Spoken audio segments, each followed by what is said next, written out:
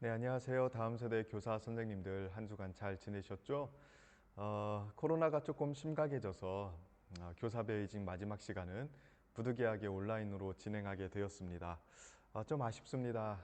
얼굴도 뵈면서 그동안 함께 참여해 주신 것 감사도 드리고 또 수고했다는 말도 전해드리고 싶은데 이렇게 온라인으로 대신해서 전해드립니다. 오늘 교사 베이징 마지막 시간 배울 텐데요. 오늘 배울 내용은 그동안 우리가 지금까지 배워왔던 모든 내용들이 결과적으로는 무엇을 추구하는가에 관련된 내용입니다. 지금까지 1과부터 9과까지 내용을 저희들이 배웠죠. 이 내용들이 이제 무엇을 진정으로 추구해야 되는가, 그 꼭지점에 무엇이 있는가, 이런 내용들을 좀 배울까 합니다. 어쩌면 여러분들이 오늘까지 읽으셔야 됐던 그 교사 리바이벌이라는 책 마지막 부분에 있던 내용과 거의 일치합니다. 그래서 오늘 제목은 이겁니다. 진정한 변화를 추구하는 교사입니다. 자, 누차 계속해서 말씀드렸지만 기독교 교육의 목표가 무엇인가요? 뭐 다양하게 설명할 수 있겠지만요. 우리 자녀들을 진실한 하나님의 사람으로 세워나가는 게 우리의 목표이죠. 자녀들을 똑똑한 사람으로 세우는 것도 아니고요. 또 자녀를 윤리적이고 도덕적인 사람으로 세우는 것도 아니죠. 어떤 사람으로 세워야 됩니까? 진실한 하나님의 사람으로 세워야 됩니다. 진짜 참된 주의 자녀다운 모습, 참된 주님의 제자다운 모습, 그런 모습으로 자녀들을 세워나가는 게 우리들의 목표이죠. 그러면 이 목표에 도달하기 위해서는 무엇이 필요한가? 무엇이 필요하나요? 그냥 머릿속에 하나님의 진리를 채워 넣는다고 되는 게 아니죠. 또 성경 고사 시험을 잘 본다고 해서 진실한 하나님의 사람이 되는 것이 아닙니다. 얼마든지 머릿속에 하나님의 진리에 관련된 내용을 채우고서도 충분히 형식적이고 위선적인 신자가 될 수 있다는 것, 우리가 많이 봐왔던 내용들 아닙니까? 진짜 하나님의 사람으로 변화되기 위해서는 이게 필요합니다. 회심이죠. 회심. 회심 사건이 있어야만 우리의 자녀들이 진실한 하나님의 사람으로 변화될 수 있습니다. 또 회심 사건이 없으면 어떠한 방법으로도 하나님의 사람으로 변화될 수가 없습니다. 습관이 기독교적이 될 수도 있고요. 지성이 기독교적으로 될 수도 있습니다. 수십 수백 가지의 성경 구절들을 외울 수 있습니다. 그러나 그의 인생과 마음속에 회심의 사건이 일어나지 않으면 절대로 우리 자녀들은 하나님의 사람이 되지 않을 것입니다. 그래서 기독교 교육이 궁극적으로 추구하는 게 무엇이냐? 네, 회심하는 것입니다. 변화되어서 그 마음이 바뀌는 것. 이것만이 우리 자녀들을 하나님의 사람으로 세울 수 있는 유일한 방법입니다. 자, 그러면 이 회심이라는 것은 무엇일까요? 사실은 회심이라는 이 내용도 학자들마다 또는 목회자들마다 조금씩 다르게 정의할 수 있습니다. 그러나 우리가 읽었던 교사 리바이벌이라는 책에서 나온 이 정의가 그래도 가장 보편적이고 또 정확한 정의가 아닌가 생각이 들어서 제가 여기 이렇게 써놨는데요. 회심이라는 게 뭐죠? 우리 같이 한번 읽어보겠습니다. 시작. 거듭난 자로 하여금 그들의 의식적인 생활 가운데 믿음과 회개를 통하여 하나님께 돌아오게 하는 하나님의 행위. 이게 회심입니다. 자, 이 정의를 조금 우리가 분석해 볼 필요가 있습니다. 회심은 뭐냐? 기본적으로 돌아서는 것입니다. 마음이 돌아서는 것을 가리켜서 회심이라고 이야기를 하죠. 근데 이 마음이 돌아서는 이 작업이 어떻게 이루어지는가? 여기 정의에서는 세 가지가 나옵니다. 첫 번째로는 거듭남에 대한 내용이 나오고요. 두 번째로는 믿음에 대한 내용이 나오고요. 세 번째로는 회개에 대한 내용이 나옵니다. 자, 이 세 가지의 작용이 있어야 회심, 진정으로 하나님을 향해서 마음이 돌아서는 일들이 있는 것이고, 이렇게 하나님께로 마음이 돌아서야만 그가 진정한 하나님의 자녀가, 백성이 될 수 있는 것이죠. 자, 먼저 회심이라는 사건은 기본적으로는 하나님을 향해 돌아서는 건데 믿음과 회개로 구성된다고 이야기를 합니다. 믿음과 회개로 구성이 돼요. 하나님을 향한 믿음과 죄로부터 돌아서는 것, 이걸 가리켜서 회심이라고 이야기합니다. 이 행위가 있어야만 참된 그리스도인이 될 수 있기 때문에 그렇습니다. 그러니까 그 어느 누구도 하나님을 향한 믿음과 죄로부터의 돌이킴이 없으면 그리스도인이 될 수가 없는 겁니다. 그러나 자, 이 믿음과 회개는 어떻게 생기나요? 예, 거듭남을 통해서 생기는 것이죠. 거듭남을 통해서. 자, 거듭남이라는 것은 regeneration, reborn 이렇게 영어로 이야기하기도 하는데요. 다시 태어나는 겁니다.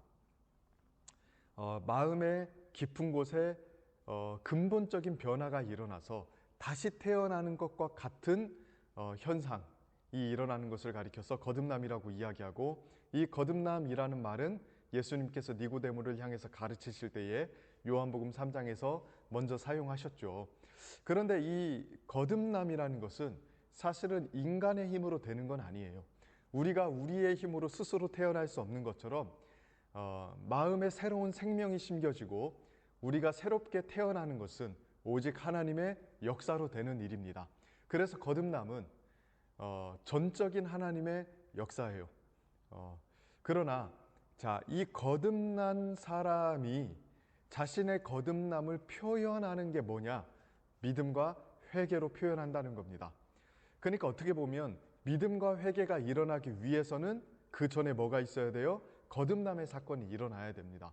거듭남의 사건이 일어나야 그 거듭남을 근거로 해서 믿음이라는 것도 일어날 수 있는 거고 회개라는 것도 일어날 수가 있는 거죠.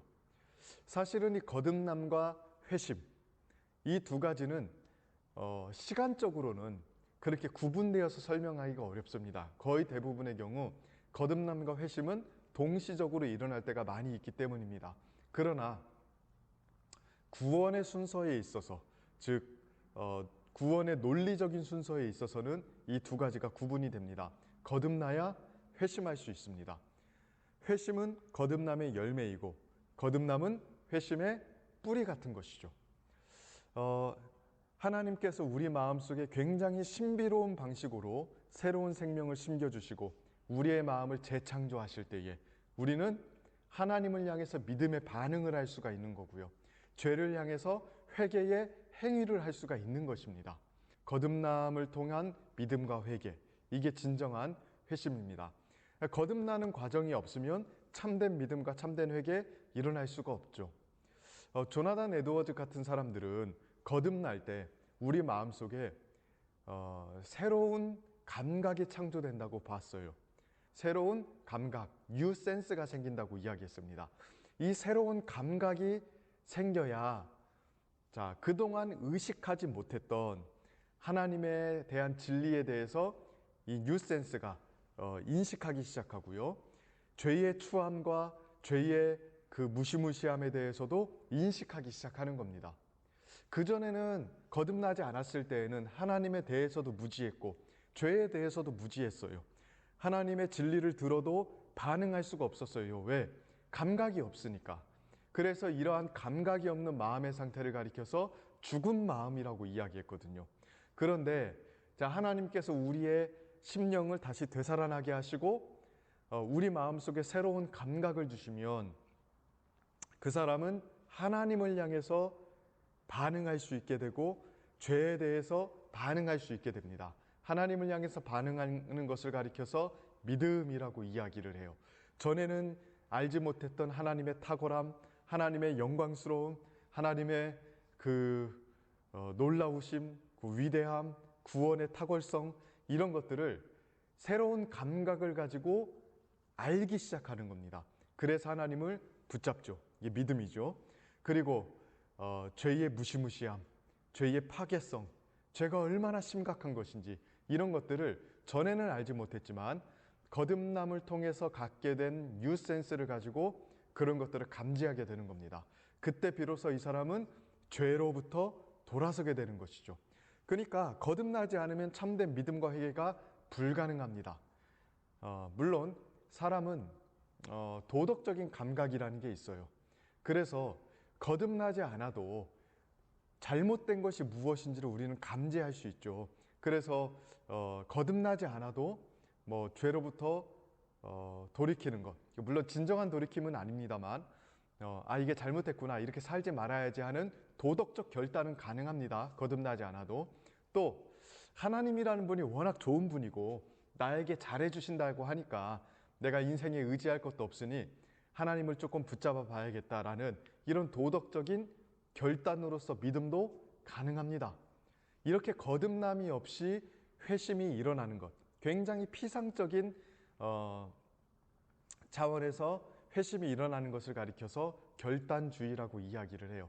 단순히 거듭남 없이 자신이 계속해서 이러한 죄된 삶을 살았을 때에 오게 될 손해가 두렵고 또 하나님을 믿었을 때 자기에게 있게 되는 이득이 기대되기 때문에 믿음과 회개를 도덕적으로 하는 경우, 이런 걸 결단주의라고 이야기합니다. 참된 회심은 그런 게 아니죠. 거듭남을 통해서 믿음과 회개로 가는 것입니다. 이게 회심입니다. 그래서 회심은 크게 두 가지로 나눌 수 있어요. 소극적으로는 회개를, 적극적으로는 믿음을, 즉 죄로부터 돌이켜서 하나님을 향해 나아가는 것, 이걸 가리켜서 회심이다 라고 이야기할 수 있는 것이죠. 그래서 회심을 하면은 이런 효과가 일어납니다. 오랫동안 묵여있던 죄의 얽매임에서 벗어나서 하나님을 향한 인격적인 신뢰와 사랑을 회복하게 되는 거예요.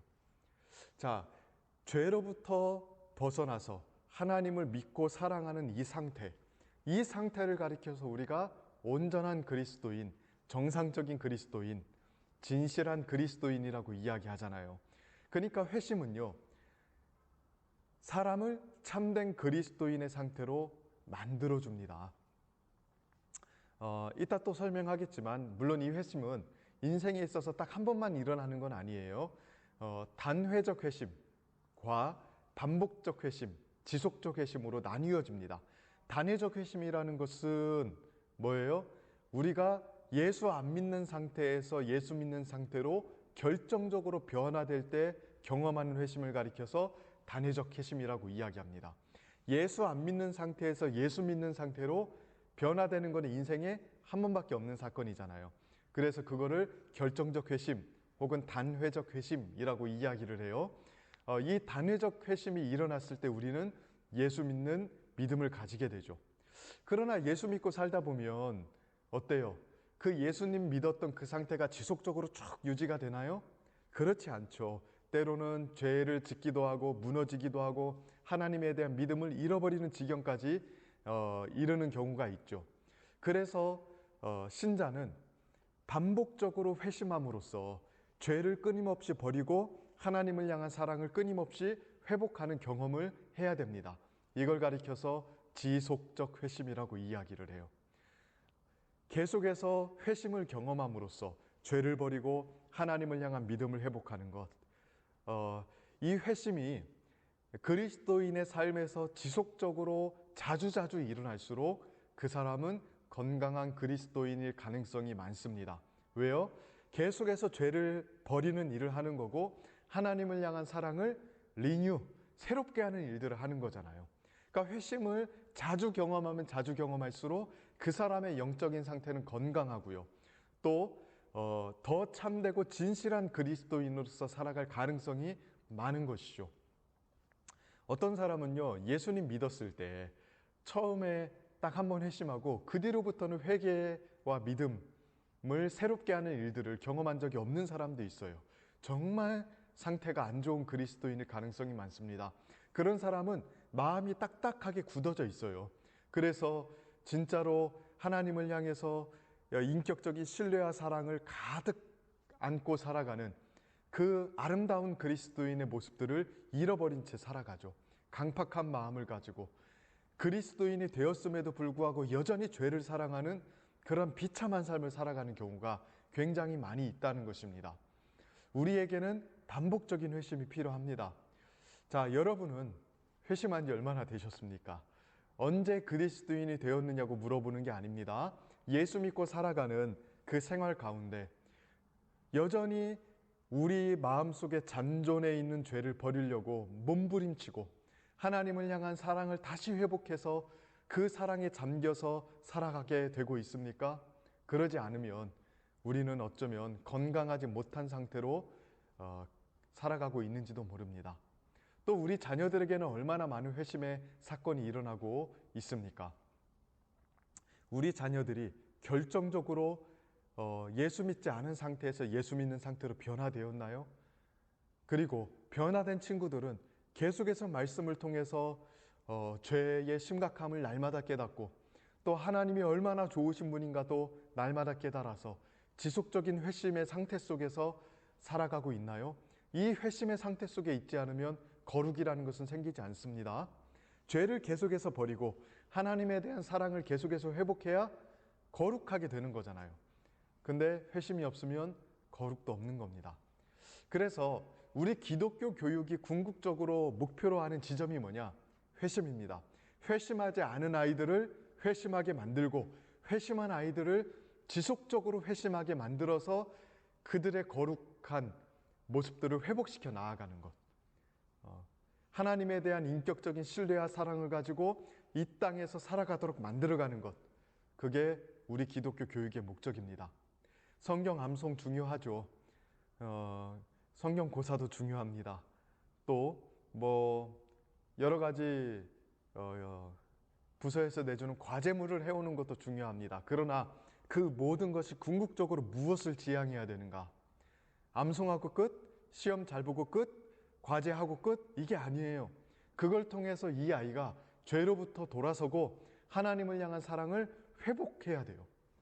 거기까지 가지 못하면 우리의 교육을 성공이라고 하기 어렵습니다. 그러니까 여러분들이 아이들을 가르치고 나서 진짜 이 아이들의 마음속에 어떠한 변화가 일어나는지 면밀하게 관찰하셔야 되고요. 그 변화가 일어나지 않았다면 절대 만족해서는 안 됩니다. 자, 그러면 이 회심은 어떻게 일어나는 걸까요? 자, 죄를 버리고 하나님을 신뢰하는 것이 회심이라고 이야기했습니다. 그래서 사도행전 20장에 보면 사도가 전하는 메시지가 이 두 가지로 구성이 되어 있다고 이야기하고 있죠. 유대인과 헬라인들에게 하나님께 대한 회개와 우리 주 예수 그리스도에 대한 믿음을 증언한 것이라. 자, 사도들의 메시지의 핵심은 이거였어요. 회개와 믿음이었어요. 자, 그렇다면 이러한 회심, 죄를 버리고 하나님을 신뢰하는 것은 어떻게 일어나나요? 다른 것으로 일어나는 게 아닙니다. 진리를 깨달음으로 일어납니다. 자, 사도행전 2장 37절 말씀을 보면 이렇게 이야기를 해요. 베드로가 설교했을 때에 일어났던 일인데 그들이 이 말을 듣고, 이 말은 어떤 말이에요? 사도 베드로의 설교입니다. 이 말을 듣고 마음에 찔려 베드로와 다른 사도들에게 물어 이르되 형제들아 우리가 어찌할꼬. 하나님의 말씀이 선포됐을 때 이 사람들의 심령이 반응하기 시작했습니다. 죄를 깨닫기 시작했어요. 우리가 어떻게 할 것인가? 그동안 하나님을 믿지 않고 살았고 그 의로우신 예수 그리스도를 십자가에 못 박았는데 이제 우리가 어떻게 할 것인가? 말씀을 듣기 전까지는요, 이 사람들이 죄를 깨닫지 못했습니다. 그러나 하나님의 말씀을 들었을 때 어떻게 하나요? 말씀을 깨닫고 죄를 깨닫기 시작해요. 우리가 어찌할꼬. 그러니까 회심은 어떻게 일어납니까? 하나님의 진리를 깨달았을 때 일어납니다. 진리가 있는 곳에 회심이 있습니다. 우리 기독교 교육이 하나님의 진리를 제대로 전해야 되는 이유가 여기에 있어요. 행사를 한다고 해서 아이들이 회심하는 거 아닙니다. 재미있는 활동을 한다고 해서 아이들이 회심을 하는 것이 아닙니다. 물론 진리를 제대로 잘 전하기 위해서 아이들의 발달 단계를 고려해서 여러 가지 활동들과 또 이벤트들이 필요할 수도 있습니다. 그러나 그것 자체가 회심을 만들어내는 것이 아니라 결과적으로는 하나님의 말씀이 선포되었을 때 진리가 가르쳐지고 이 아이들이 진리를 깨달았을 때 회심하게 되는 것이죠. 그럼 진리는 어떻게 깨달아지나요? 다른 것이 아니에요. 진리를 가르치는 사람이 있어야 됩니다. 로마서 10장 14절 말씀 우리가 잘 알죠. 그런즉 그들이 믿지 아니하는 이를 어찌 부르리요? 듣지 못한 이를 어찌 믿으리요? 전파하는 자가 없이 어찌 들으리요? 자, 하나님의 말씀을 전하는 자가 없으면 듣지 못하고 듣지 못하면 믿지 못한다고 이야기를 합니다. 그러므로 회심은 어떻게 일어납니까? 결과를 딱 놓고 보면 진리를 가르치는 사람이 있어야 일어납니다. 자, 이 진리를 가르치는 사람이 누구나요? 누구인가요? 교사죠. 교사. 교사는 다른 것이 아니라 회심의 도구로서 사역을 하는 사람입니다. 단순히 아이들을 돌보는 사람이 아니에요. 진리를 아이들에게 가르쳐서 이 아이들이 회심할 수 있도록 하는 하나님의 회심의 도구입니다. 그게 바로 교사입니다. 전하는 사람이 없으면 듣지 못하고 듣지 못하면 믿지 못합니다. 자, 교사인 여러분들이 하나님의 말씀을 전하지 않으면 이 아이들이 어디에서 하나님의 말씀을 듣겠습니까? 그리고 이 아이들이 하나님의 말씀을 듣지 못하면 어떻게 변화되겠습니까? 아이들이 학원 가서 회심하게 될까요? 아이들이 인터넷 쇼핑을 하면서 게임을 하면서 회심할 수 있을까요? 아니면 이 아이들이 좋은 자기계발 서적을 읽는다고 해서 회심하게 될까요? 아니면 아이들이 영화를 본다고 해서 회심하게 될까요? 아닙니다. 진리를 들어야 회심하게 되고 진리는 가르쳐져야 들을 수 있는 겁니다. 그래서 교역자든 교사든 아이들의 변화를 지향하는 방향으로 진리를 가르쳐야만 됩니다. 우리는 이 지점에서 우리 스스로에게 질문해 볼 필요가 있죠. 우리의 가르침을 통해서 회심의 역사가 일어나고 있습니까? 안 일어나고 있다면 뭔가 문제가 있는 거 아니겠어요? 제대로 진리를 가르치지 않았다든가 아니면 진리를 가르치긴 하지만 아이들의 영혼의 변화를 타깃으로 해서 가르치지 않았다든가 굉장히 안일하고 또 급박하지 않은 태도로 그냥 중요하지 않은 것 그냥 던져놓는 것과 같은 태도로 진리를 가르치지는 않았는지 여러분 한번 돌아보십시오. 우리의 가르침을 통해서 아이들이 변화되어야 됩니다. 올 한 해 12월이 다 되었는데 올 한 해 우리의 가르침을 통해서 회심의 역사가 얼마나 일어났습니까? 수련회를 안 해서 회심이 안 일어난 게 아닙니다. 예배에도 말씀이 있고 공각 공부에도 말씀이 있는데 왜 회심이 일어날 수 없겠습니까? 수련회를 통해서만 회심을 일으키려고 하는 것은 저는 영적인 한탕주의라고 생각을 합니다. 올바르지 않은 태도예요. 진리가 있는 곳에 회심이 일어날 수 있습니다. 우리의 매주의 예배와 매주의 가르침을 통해서 우리 아이들의 영혼이 변화될 수 있다는 것. 하나님은 언제나 우리를 회심의 도구로 사용하고 싶어 한다는 것. 여러분들은 늘 인식하고 계십니까? 그리고 이 일을 위해서 기도하며 준비하고 계십니까? 우리는 얼마나 회심을 추구하고 있나요? 존 오웬이라는 사람은 이렇게 이야기했대요. 그 교사 리바이벌에 나오는 내용을 제가 인용합니다. 사람들은 하나님의 사랑에 대하여 거의 알지 못하는 것 같다. 우리가 하나님을 향한 사랑이 너무 깊은 나머지 그 사랑 때문에 하나님에 대하여 상사병에 걸릴 수도 있다는 사실을 모르는 사람들이 성경의 진리를 얼마나 깨닫겠는가. 존 오웬이라는 사람은요, 기독교의 역사를 통틀어서 정말로 10손가락 아니 5손가락 안에 드는 탁월한 사람이었어요. 별명이 영국의 칼빈이었습니다. 그러나 존 오웬을 연구하는 사람들은 대부분 이 사람이 존 칼빈보다도 더 깊은 신학을 가지고 있었다라고 평가를 합니다. 저도 어느 정도 동의를 합니다. 이 사람의 저작물은 영어권 사람들이 읽기 어려울 정도로 굉장히 어렵습니다. 근데 이렇게 박식한 신학적 지식을 가진 사람이 뭐라고 이야기합니까? 사람들이 거의 하나님의 사랑에 대해서 알지 못하는 것 같아요. 하나님을 향한 사랑이 너무 깊은 나머지 하나님께 대하여 상사병이 걸릴 수도 있다는 사실. 그 사실을 모르는 사람들이 진리를 어떻게 깨닫겠는가. 아마 이 말은 그 당시에 차가운 지성주의에 빠진 사람들을 향한 일침이었을 거예요. 그러나 이 말이 오늘날 우리들에게도 일침이 되진 않나요? 교사 리바이벌 책을 보면 김남준 목사님이 또 이렇게 이야기하죠. 회심을 통해 하나님을 사랑함이 없는 교회는 뭐다? 재앙이다. 아이들이 회심하지 않으면 이 아이들은 진실한 그리스도인 되지 않을 거예요.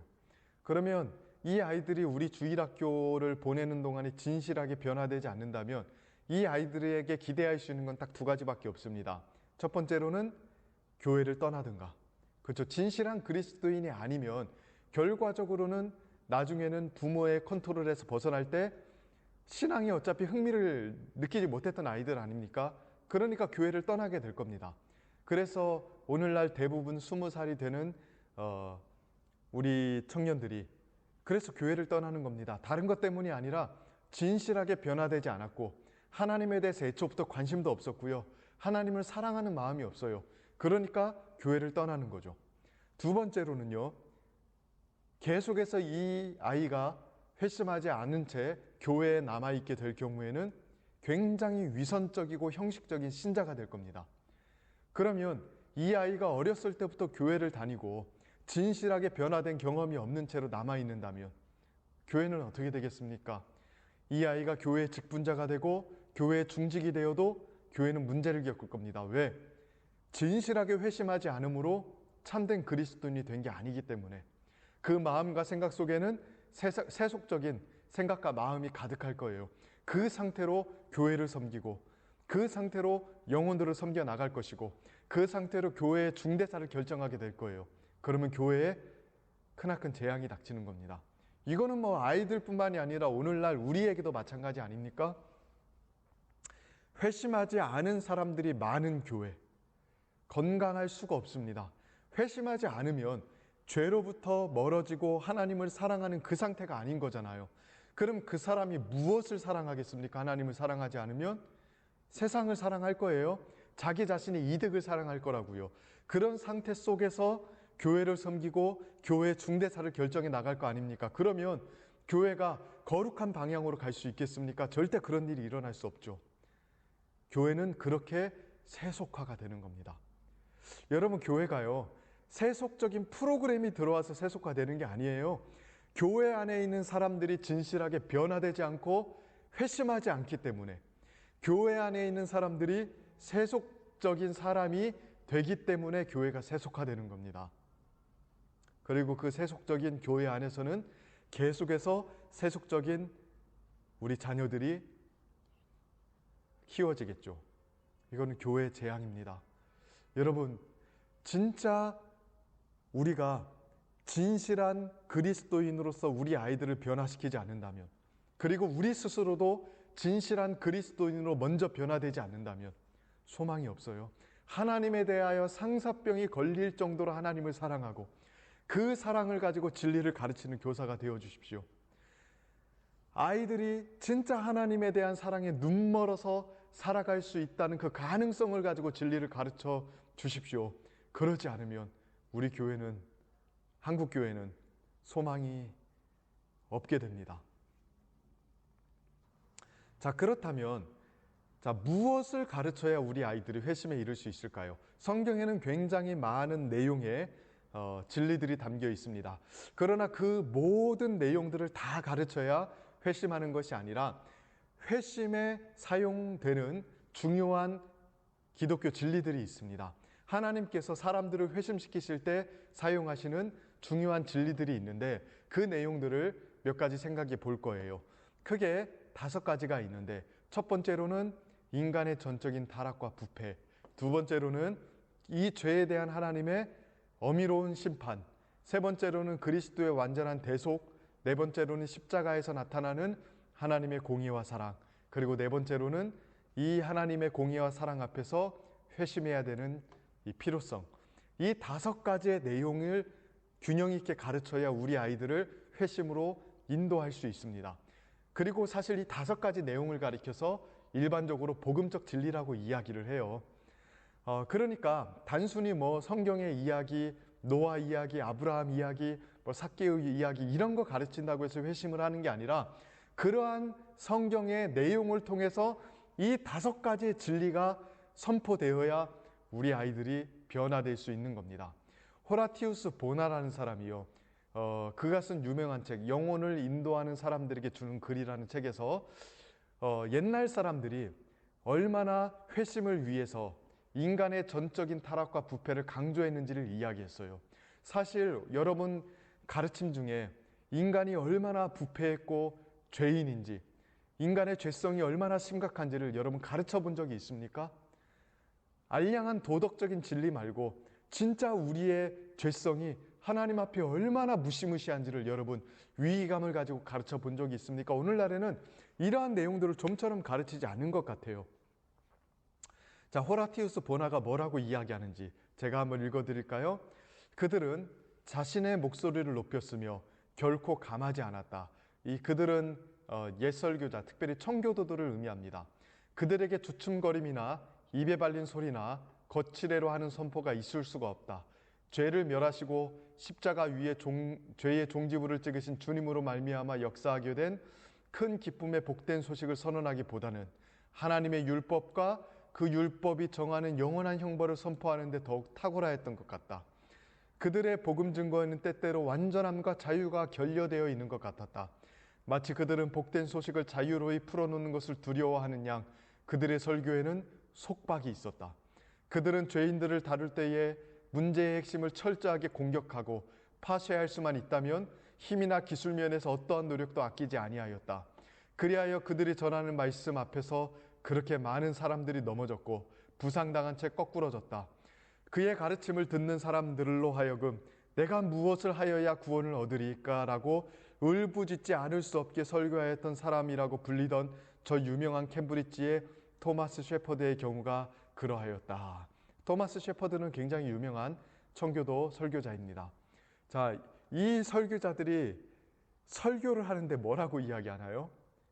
복된 소식을 자유로이 풀어놓는 것을 두려워했대요. 이 복된 소식은 예수 그리스도를 통해서 얻게 되는 그 자유의 복음 아닙니까? 근데 그것을 소위 함부로 이야기하지 않았다 이거예요. 왜요? 인간의 전적인 타락과 부패, 그 인간의 죄성의 심각함을 사람들이 제대로 깨닫기 전까지는요, 복된 소식을 전하지 않았어요. 왜냐하면 이 사람들이 자신의 죄의 심각함을 깨닫지 않으면 예수 그리스도의 그 십자가의 복음을 복음으로 여기지 않을 거라고 생각했기 때문이에요. 저는 이 부분에 대해서 굉장히 동의합니다. 자, 오늘날 우리가 복음에 대한 감격이 없는 이유, 다른 것 때문이 아닙니다. 현재 죄악된 상태에 대해서 모르기 때문에 그래요. 우리의 죄가 얼마나 심각한지를 모르니까 그 죄를 해결하기 위해서 이 땅에 오신 예수님의 구원 사역이 별 시덥지 않은 소리로 들리는 거죠. 자, 여러분 한번 생각해 보십시오. 예수께서 십자가에 죽으시고 부활하신 이유가 무엇입니까? 우리의 죄 때문이잖아요. 그런데 이 죄가 얼마나 심각한지를 이 사람이 몰라요. 그러면 그 예수님의 십자가의 죽음, 죄를 위한 그 복음 사건, 이것이 감격스럽게 다가올 수 있을까요? 아니에요. 절대 다가올 수가 없습니다. 오늘날 복음이 진짜로 감격스럽게 받아들여지지 않는 이유는 사람들이 자신의 죄악된 상태에 대해서 모르기 때문에 그렇습니다. 그래서 예수 그리스도에 대해서 전하기 전에는 반드시 우리가 얼마나 심각한 죄인인지 이런 것들을 전해야 돼요. 그래서 강조돼야 되는 것들이 있죠. 인간의 죄의 심각함과 그 죄를 대하시는 하나님의 거룩한 성품, 또 인간의 죄악된 성향들, 그러니까 단순히 죄악된 행동들이 문제가 아니라 우리 마음속에 죄를 사랑하는 마음이 있다는 것, 이런 것들이 가르쳐져야 됩니다. 또 뿐만 아니라 하나님을 사랑하지 않은 마음의 상태와 그 상태의 결과들이 얼마나 처참하게 우리 인생 속에 나타나는지, 그러니까 하나님을 사랑하지 않는 그 죄악된 경향 때문에 수많은 도덕적인 악들이 생긴다는 것, 이런 거 가르쳐줘야 되죠. 그리고 이 죄의 현실성, 또 노예의 의지, 우리가 죄로부터 벗어날 수 없게 되었다는 그 사실, 죄를 짓지 않을 수 없을 만큼 우리가 죄에 속박되어 있다는 그 사실, 그리고 원죄, 태어날 때부터 우리는 죄인이라는 사실. 여러분, 이러한 내용들을 여러분들은 가르쳐 본 적이 있습니까? 우리 아이들에게 그냥 예수님이 너희들을 위해서 십자가에 죽으셔서 이런 거 말고요, 진짜 인간이 얼마나 심각한 죄인인지를 여러분들 가르쳐 보신 적이 있나요? 자, 두 번째로 우리가 가르쳐야 될 내용은요, 죄에 대한 하나님의 엄중하신 심판입니다. 죄가 심각한 이유는 뭡니까? 하나님께서 죄를 심각하게 여기시기 때문 아닙니까? 하나님께서는 인간의 죄를 반드시 심판하십니다. 적당하게 하나님께서 인간의 죄를 눈 감으시고 넘어가시는 것이 아니라 하나님은 이 죄를 반드시 심판하시는 분이세요.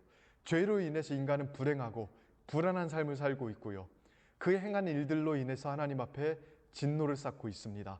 이것은 성경이 굉장히 자주자주 강조하는 내용이죠. 요한복음 3장 36절 말씀을 보십시오. 아들을 믿는 자에게는 영생이 있고 아들에게 순종하지 아니하는 자는 영생을 보지 못하고 도리어 하나님의 진노가 그 위에 머물러 있대요. 자, 여러분 이 구절을 말씀 그대로 믿으십니까? 그러시다면 진실로 회심하지 않는 사람들의 위에는 하나님의 진노가 머물러 있는 중입니다. 단순히 머물 것이다가 아닙니다. 현재적으로 머물러 있는 중이에요. 로마서 2장 5절도 마찬가지죠. 다만 내 고집과 회개하지 아니한 마음을 따라 진노의 날, 곧 하나님의 의로운 심판이 나타나는 그날에 임할 진노를 내게 쌓는도다. 하나님의 의로운 심판의 날에 하나님의 진노가 나타나는데 고집과 회개하지 않은 마음을 가지고 계속 살아가면 이 진노가 쌓인다고 이야기를 합니다. 자, 회개하지 아니하는 마음, 회심하지 않은 상태죠. 회심하지 않는 상태로 살아가면 결국에는 의로우신 심판의 날에 당하게 될 진노를 쌓게 되는 삶을 살고 있는 겁니다. 그러니 회심하지 않으면 얼마나 그 사람이 심각한 상태에 있게 되는지, 우리 아이들이 회심하지 않는다면, 또 여러분들이 진실하게 회심하지 않았다면 우리의 상태는 굉장히 심각한 상태인 겁니다. 오늘날에는 이 하나님의 진노, 심판, 지옥 이런 개념들을 우리가 너무 가르치지 않죠. 그래서 존 파이퍼라는 사람이 오늘날 지옥에 대한 개념, 하나님의 진노, 하나님의 영원한 형벌 이런 개념들이 점점 사라지고 있는 것에 대한 심각성에 대해서 이렇게 이야기했습니다. 수백만 명의 사람들이 지옥이라는 개념을 불편해한다. 이들에게는 지옥이라는 장소가 혐오스럽고 참으로 터무니없고 십자가는 매우 어리석은 것이 될 것이다. 그러나 대부분 사람들에게 악의 개념은 지옥이나 그리스도의 십자가를 이해할 만큼 클 수 없다. 왜냐하면 악은 하나님의 거룩을 해치는 것이 아닌 인간에게 해를 끼치는 것과 관련되어 정의될 뿐이기 때문이다. 그러면서 이렇게 이야기합니다. 하나님은 무한한 가치와 아름다움을 지니신 분이고 무한히 경배를 받을 만한 분이다. 다른 모든 것들보다 그분을 사랑하고 아끼고 즐거워하지 않는 것은 결국 무한한 분노와 처벌을 받을 만한 것이다. 하나님 대신 하나님의 피조물을 모든 생명과 기쁨을 만족시키는 근원으로 삼는 것은 창조주에 대한 큰 반역죄이자 영원히 처벌받을 만한 것이다. 그래서 우리에게는 구세주가 필요하다. 오직 하나님이신 인간만이 자신을 영광스러운 자로 영접하는 모든 이들을 위해 무한한 벌을 견딜 수 있다. 자, 무슨 내용이냐면 오늘날 많은 사람들이 하나님의 진노와 형벌, 지옥을 심각하게 생각하지 않는다는 거예요. 왜 심각하지 않게 생각할까요? 다른 것 때문이 아니라 자신의 죄가 얼마나 심각한지에 대해서 감각이 없기 때문에 그렇습니다. 기껏해야 사람들은 자신의 잘못을 하나님께 대한 죄라고 생각하지 않고 다른 사람들에게 조금 미안한 짓을 한 것, 이 정도로 생각을 한다는 거죠. 그렇게 죄에 대해서 얄팍하게 생각을 하니까 당연히 이러한 죄 때문에 지옥 갈 만큼 내가 심각한 상태가 되겠는가, 이렇게 다른 사람에게 미안할 만한 죄를 지은 것 뿐인데 영원한 형벌을 받을 만큼 내가 심각한 잘못을 저질렀는가, 이렇게 생각한다는 거죠. 그런데 존 파이퍼가 뭐라고 이야기합니까? 하나님은 무한한 가치와 아름다움을 가지신 분이기 때문에 그분을 향한 죄는 무한히 처벌받을 만한 죄래요. 그리고 모든 죄는 다 하나님과 관련된 거라고 이야기합니다. 하나님을 사랑하고 하나님을 만족의 대상으로 삼지 않고 또 하나님께 궁극적인 예배를 드리지 않은 그 피조물의 상태가 가장 심각한 죄이고요. 그 죄는 무한히 형벌을 받을 만큼 심각하다고 이야기하고 있는 거예요. 다른 것 때문이 아니라 하나님이라는 분이 무한히 가치 있는 분이기 때문에 하나님에 대한 죄도 무한히 무거운 게 되고 그 죄가 무한히 무거운 거기 때문에 무한히 형벌받을 만한 무게감을 가지고 있다고 이야기하는 겁니다. 여러분은 여러분의 가르침에 이 죄의 심각함을 강조하신 적이 있습니까? 그래서 예수 그리스도를 믿고 변화되지 않으면 우리에게 전적으로 소망이 없다는 사실을 가르쳐 보신 적이 있습니까? 자, 이렇게 앞에 두 가지를 가르쳐야 비로소 예수 그리스도의 완전한 대속, 즉 예수님이 우리의 죄를 위해서 죽으셨다는 사실을 설명할 수 있게 되는 겁니다. 그러니까 예수님에 대해서 제대로 설명하려면 앞에 있는 이 두 가지 내용을 제대로 설명하셔야 되는 겁니다. 죄가 얼마나 심각한지, 그리고 이 죄의 대가로 우리가 얼마나 무시무시한 형벌을 받게 되는지를 설명하지 않으면 예수님의 십자가의 죽음에 대해서 제대로 설명할 수가 없는 거죠. 성경은 예수님이 바로 이 죄와 죄로 인한 형벌을 담당하기 위해서 이 땅에 오셨다라고 이야기해요. 절대 우리 힘으로는 이 죄의 문제를 해결할 수 없고 하나님의 진노의 문제도 해결할 수 없기 때문에 인간이시자 하나님이신 그분, 우리의 유일한 중보자이신 그분이 이 땅에 오셔서 우리의 죄를 해결하는 일들을 행하셨다고 이야기합니다. 그래서 고린도서 5장 21절에 보면 뭐라고 이야기합니까? 하나님이 죄를 알지는 못하신 이를 우리를 대신하여 죄로 삼으신 것은 우리로 하여금 그 안에서 하나님의 의가 되게 하려 하심이라. 하나님께서 예수님을 우리를 대신해서 죄로 삼으셨대요. 우리가 죄 덩어리인데, 그리고 이 죄로 인해서 우리가 무한한 형벌을 받아야 되는데 예수님을 죄로 삼으시고 예수님이 우리를 대신해서 무한한 형벌을 받게 만드신 겁니다. 그리고 우리는 의롭게 만드셨대요. 이사야 53장 5절 구약성경에도 일관되게 나오는 내용입니다. 그가 찔림은 우리의 허물 때문이요 그가 상함은 우리의 죄악 때문이라. 그가 징계를 받음으로 우리는 평화를 누리고 그가 채찍에 맞음으로 우리는 나음을 얻었도다. 그가 누구입니까? 우리 주 예수 그리스도이십니다. 그가 찔리셨고 그가 상하셨고 그가 징계를 받으셨고 그가 채찍에 맞으신 것은 무엇 때문에 그래요? 우리 때문이래요. 우리의 허물, 우리의 죄악, 우리의 평화, 우리의 나음을 위해서 예수님이 그렇게 모진 고난을 당하셨다고 이야기합니다. 그래서 그림으로 설명하자면 이렇습니다. 나의 죄가 누구에게 갑니까? 예수 그리스도께 갑니다. 그래서 예수님께서 나를 대신해서 진노와 형벌을 받으시는 거예요. 이 진노와 형벌을 받으시는 사건이 어떤 사건이에요? 십자가 사건인 거예요. 그러니까 십자가 사건은 결코 로맨틱한 사건이 아닙니다. 가장 비참한 몰골로 영원하신 하나님의 아들, 심지어는 그 본성상 죽을 수도 없는 그 하나님 자체가 피조물 중에 일부의 모습을 취하셔서 죄인들의 손에 유린당하고 죽으신 사건, 마치 자기가 죄를 지은 것처럼 우리의 죄를 다 뒤집어 쓰시고 죽으신 그 사건, 그게 바로 십자가의 사건이죠.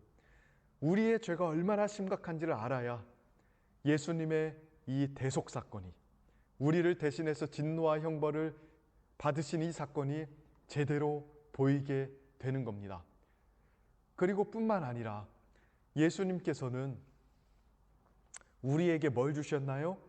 자기가 가지고 있는 그 의로움을 우리에게 주셨다고요. 그래서 우리가 그 안에서 하나님의 의가 되게 만드셨어요. 죄는 예수님께 가서 예수님이 모든 진노와 형벌을 받으시고 예수님의 의로움을 믿는 자인 우리에게 주셔서 우리는 하나님 앞에 의인으로 서게 만드신 겁니다. 그래서 하나님께 다시 나아가도록 만드셨고 하나님의 자녀가 되게 하셨고 하나님의 모든 풍성한 은혜를 누릴 수 있도록 만들어 주신 것이죠. 이게 복음의 핵심입니다. 이걸 가리켜서 조금 어려운 신학적인 용어로 이신칭의라고 이야기하는데 예수님께서 우리 대신에 죄를 뒤집어 쓰고 죄인처럼 죽으시고 우리는 예수님으로부터 그 의를 받아서 하나님 앞에 의인 취급을 받는 것, 이신칭의, 믿음으로 말미암아 의롭다함을 받는다는 것, 이게 복음의 핵심입니다. 사실 우리 아이들 중에서 이 복음의 핵심적인 내용을 모르는 아이들이 생각보다 많은 거 여러분 아십니까? 착하게 살아야 돼요, 헌금 잘 내야 돼요, 교회에 빠지면 안 돼요, 뭐 이런 내용들은 아는데 예수님을 통해서 우리의 죄의 문제가 해결이 되고 우리의 죄의 문제가 해결이 되어서 우리가 하나님 앞에 의인으로 서게 되었다는 사실이 우리 인간의 가장 큰 행복이라는 사실을 우리 아이들은 잘 모릅니다. 12년 동안 주일학교를 다녔는데도 복음의 이 본질에 대해서 정확하게 알지 못하는 아이들이 굉장히 많이 있습니다. 누구보다도 시급하게 이 내용을 우리는 전해야 됩니다. 네 번째로, 자, 이렇게 예수 십자가의 구원에서 그러면 우리는 무엇을 발견하게 되는가? 두 가지를 발견하게 됩니다. 첫 번째로는 거룩하신 하나님의 공의를 발견하게 돼요. 로마서 3장 25절에 보면 이렇게 이야기를 해요. 이 예수를 하나님이 그의 피로써 믿음으로 말미암는 화목제물로 세우셨으니 이는 하나님께서 길이 참으시는 중에 전에 지은 죄를 간과하심으로 자기의 의로우심을 나타내려 하심이니. 자, 뭐라고 이야기하나요? 하나님께서 예수를 십자가에 못 박아 죽게 하는 것을 통해서 나타내신 것이 있는데 그게 뭐냐면 자기의 의로우심이래요. 자, 우리가 예수님의 십자가 사건을 통해서 죄 용서를 받습니다. 그러나 죄 용서를 받기 전에 우리가 십자가를 통해서 반드시 확인해야 되는 것이 있어요. 그게 뭐냐면 첫 번째로 하나님의 거룩한 공의예요. 즉 죄에 대해서 반드시 심판하셔야 되는 하나님의 공의로움을 보게 되는 겁니다. 하나님은요, 죄를 절대로 간과하시는 분이 아니에요. 자, 하나님이 죄를 간과하시고 넘어가시고 그냥 우리의 죄를 용서해 주시면 하나님은 불의하신 분이 됩니다. 그래서 하나님은 우리를 용서해 주시되 죄를 반드시 처리하는 방식으로 우리를 용서해 주셨습니다. 그게 바로 예수 십자가의 사건이에요. 그러니까 예수님의 십자가를 보면서 우리는 하나님이라는 분이 절대로 죄를 그냥 넘어가는 분이 아니시구나. 그리고 우리의 죄는 그의 아들을 십자가에 못 박을 만큼 심각한 죄구나. 이 사실을 알게 됩니다. 죄라는 것이 반드시 심판받아야 되고 그 죄는 하나님의 아들이 저렇게 처참한 몰골로 뒤틀려 죽으셔야만 할 정도로 심각하다는 사실을 알게 되는 거예요.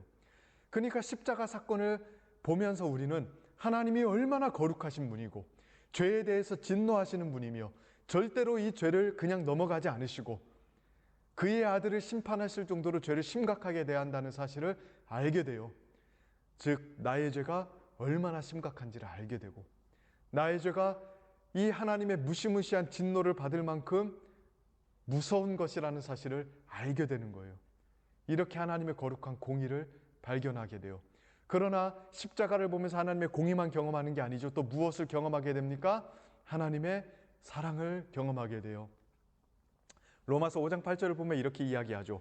우리가 아직 죄인 되었을 때에 그리스도께서 우리를 위해서 죽으심으로 하나님께서 우리에 대한 자기의 사랑을 확증하셨느니라.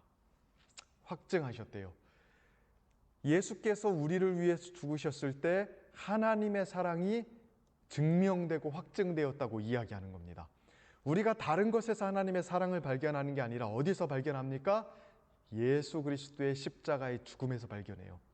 분명히 우리는 심판받아 마땅한 죄인이에요. 그러나 하나님께서 우리를 죽이시는 대신에 우리를 영원한 지옥 형벌에 보내시는 대신에 그의 아들에게 진노를 퍼부으셨다고요. 예수님과 우리를 맞바꾸셨습니다. 여러분 이게 이해가 되십니까? 예수님과 우리를 맞바꾸시려면 우리에게 어느 정도의 가치가 있어야 돼요. 예수님은요, 하나님께 무한한 가치가 있는 분이셨어요. 하나님 아버지의 영원한 사랑의 대상이셨습니다. 세상이 존재하기 전부터 이 삼위일체 하나님, 특별히 성부와 성자는 영원한 사랑 속에서 거하셨어요. 근데 그 성자 예수님을, 하나님을 평생 반역하고 하나님을 모욕한 죄인과 맞바꾸신다는 것, 이건 있을 수가 없는 거거든요. 근데 하나님께서 우리와 예수 그리스도를 바꾸셔서 우리를 대신해서 예수 그리스도께서 죽게 만드셨습니다. 이것을 보면서 하나님의 헤아릴 수 없는 사랑 우리는 경험하게 되는 것이죠. 이 두 가지, 십자가 사건, 예수의 대속 사건을 보면서 하나님의 공의와 하나님의 사랑을 경험하는 것, 이걸 가리켜서 십자가를 경험한다 라고 이야기합니다. 단순히 그래 예수님 때문에 내가 죄 씻음 받게 되었고 천국 가게 되었구나, 완전 땡큐한데, 이렇게 십자가를 경험하는 게 아닙니다. 예수 십자가를 바라보면서 하나님의 공의로우심과 거룩하심을 알게 되고 마땅히 심판받아야 될 죄인들을 대신해서 그의 아들을 십자가에 죽게 하신 하나님의 헤아릴 수 없는 사랑도 경험하게 되는 것, 이것이 십자가를 경험하게 되는 거예요. 여러분은 이 두 가지를 경험하셨나요?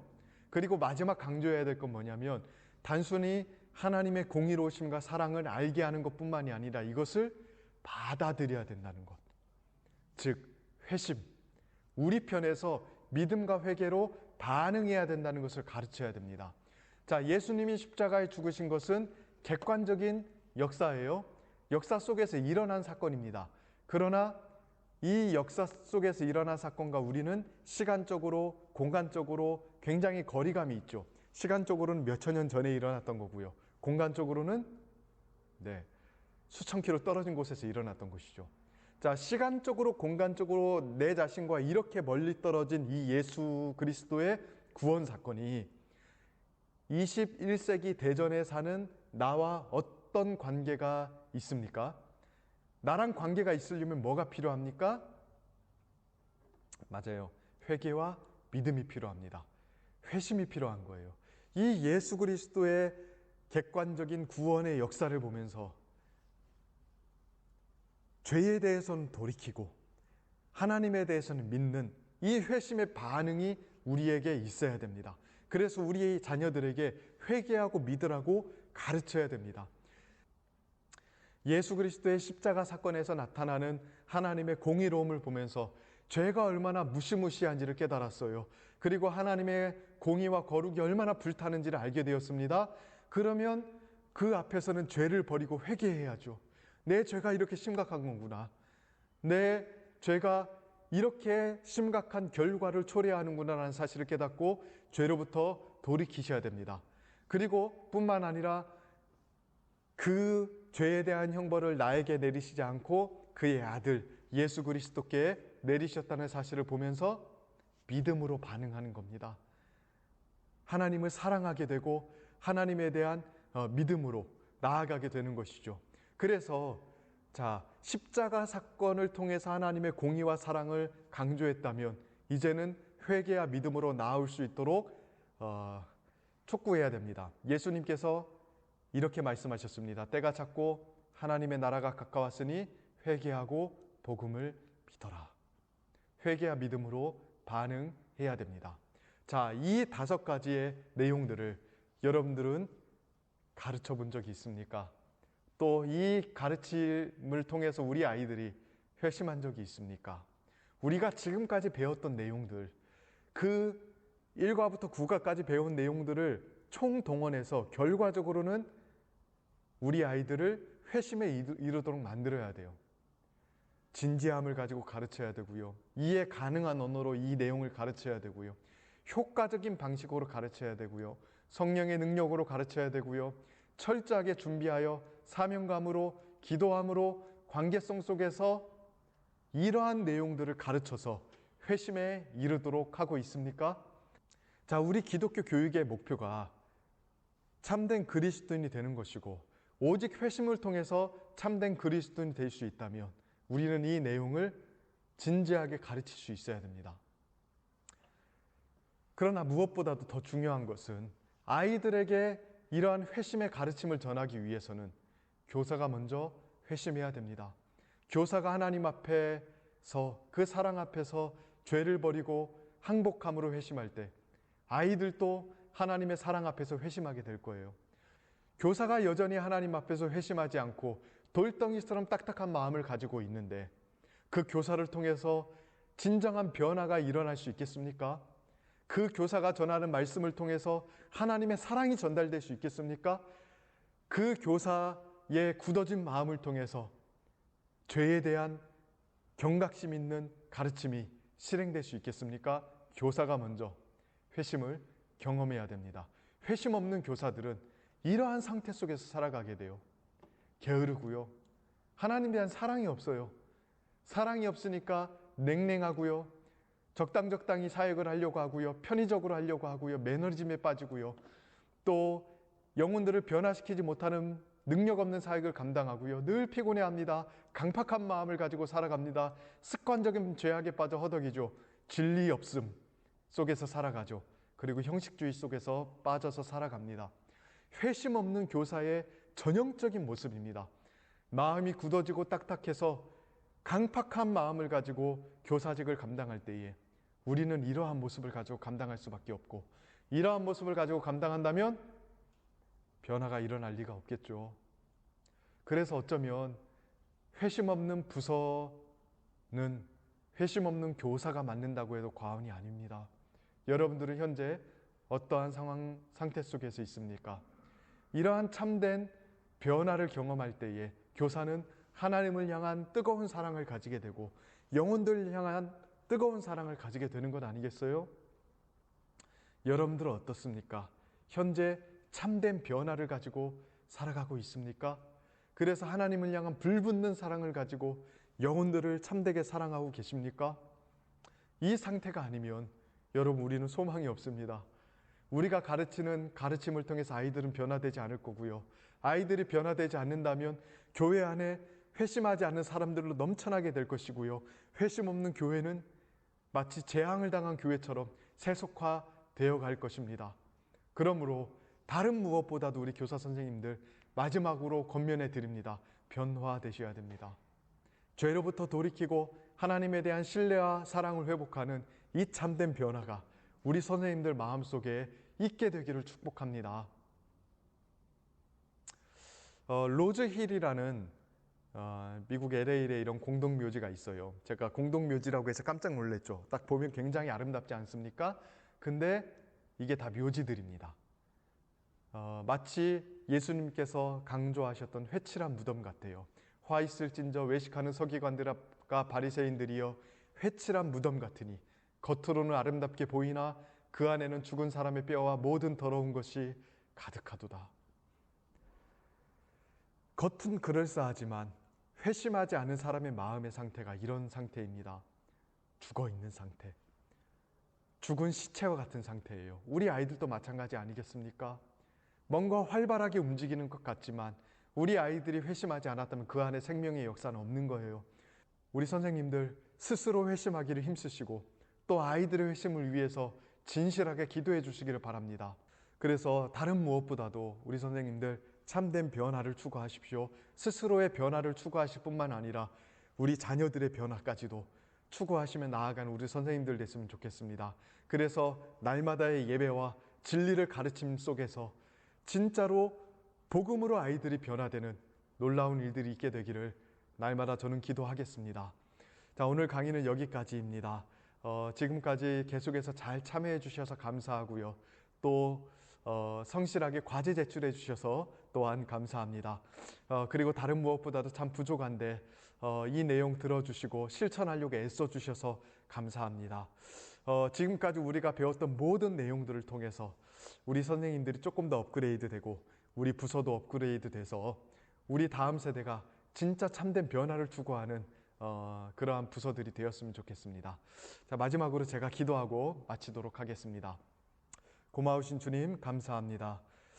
참된 변화를 추구하는 교사 되기를 원합니다. 우리가 가르치는 진리의 말씀을 통해서 우리 아이들이 생명의 역사를 경험하게 되고 회심의 역사를 경험하는 일들이 있게 되기를 원합니다. 하나님 은혜 베풀어 주시고 우리를 불쌍히 여겨 주시옵소서. 무엇보다도 우리 교사들 자신들이 먼저 하나님 앞에 진실하게 변화되는 삶을 살 수 있도록 하나님 역사하여 주옵소서. 하나님 우리를 통해서 그리하여 생명을 전달하는 메시지가 전파되게 하시고 그 복음의 메시지를 통해서 우리 아이들이 새롭게 되고 변화될 수 있도록 하나님 아버지 역사하여 주옵소서. 우리 자녀들이 이 땅을 살아가면서 참된 그리스도인으로서 살아가게 하시고 우리 자녀들이 세워가는 그 교회와 또 우리 자녀들이 이끌어가는 이 세상을 저희들이 기대하며 바라보게 될 수 있도록 은혜 베풀어 주옵소서. 앞으로 교사로서 섬기는 모든 과정 속에서 이 진리의 능력과 변화의 역사가 날마다 일어나기를 소망하며 예수 그리스도의 이름으로 기도드립니다. 아멘.